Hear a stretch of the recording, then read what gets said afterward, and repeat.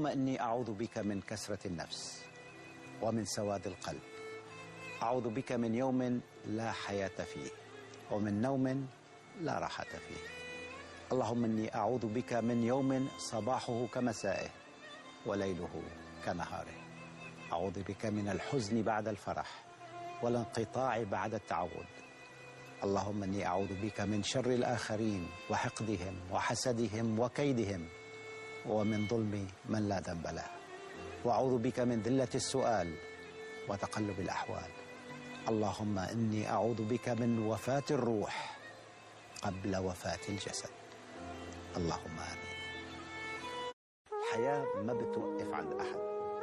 لا تحرم نفسك من جمال الحياة. إنه واحد ظلمك أو واحد خذلك أو واحد ضايقك أو واحد هجرك أو واحد ألمك، ما حدا بيستحق إنك تخسر كل شيء في الحياة كرماله. إذا وجد هذا الشخص فهو نفسه ما رح يرضى إنك أنت تضر نفسك كرماله. من حكمة اليوم: إذا كانت لك عينان فلماذا ترى الناس بأذنيك؟ يعني باختصار، قبل ما تحكم على إنسان يا أخي اسمع منه، ما تسمع عنه، ما تخلي الآخرين يشكلوا صورتك عن الآخرين. احكم بنفسك، ذلك اسمع منه ما تسمع عنه.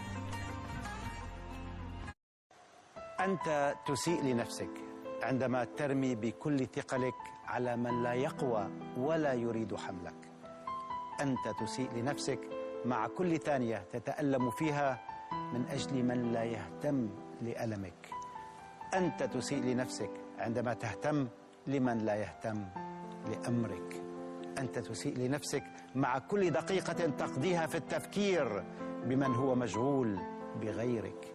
أنت تسيء لنفسك عندما تعطي رأي الآخرين فيك الأهمية القصوى فتحاول إرضائهم حتى لو غيرت جلدك. أنت تسيء لنفسك عندما لا تعرف حقيقة حجمك.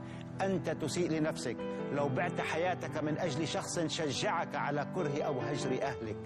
أنت تسيء لنفسك لو اعتقدت أن الدنيا كل الدنيا تدور حولك أو من أجلك.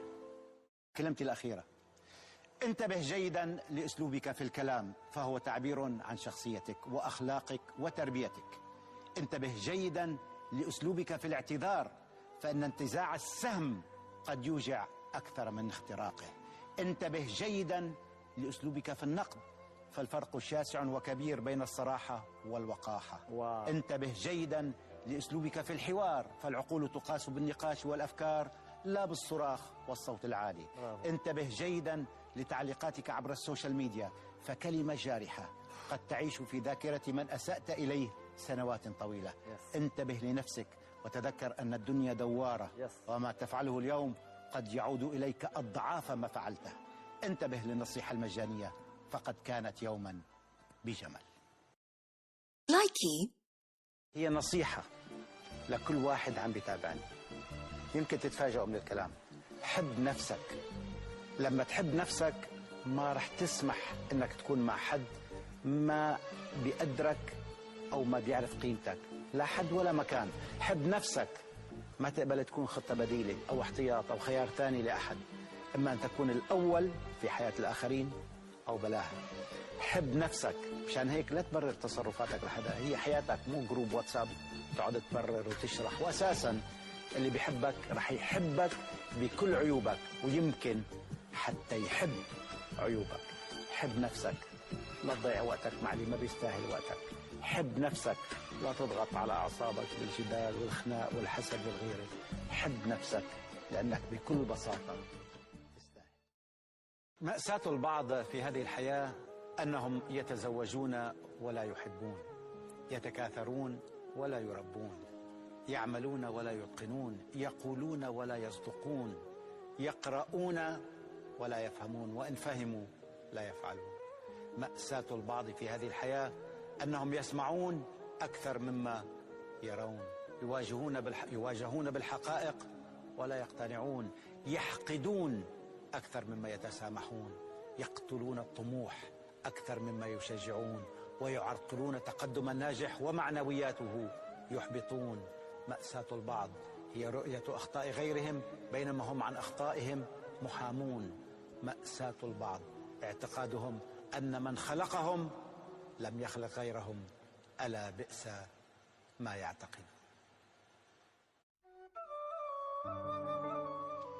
الفقر مش عيب أبدا، العيب أنك ما تفكر تغير ظروفك بكل الطرق المشروعة والممكنة.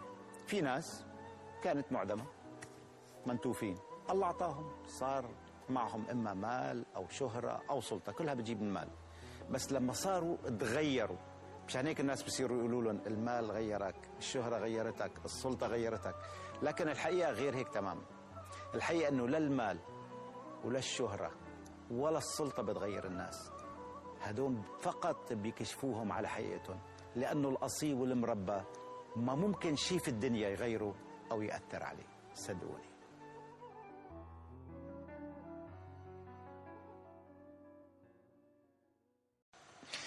كل ما في هالدنيا، مال، شهرة، عقارات، مناصب، قوة، سلطة، كلها ما بتساوي نومة هنية بدون قلق أو تأنيب الضمير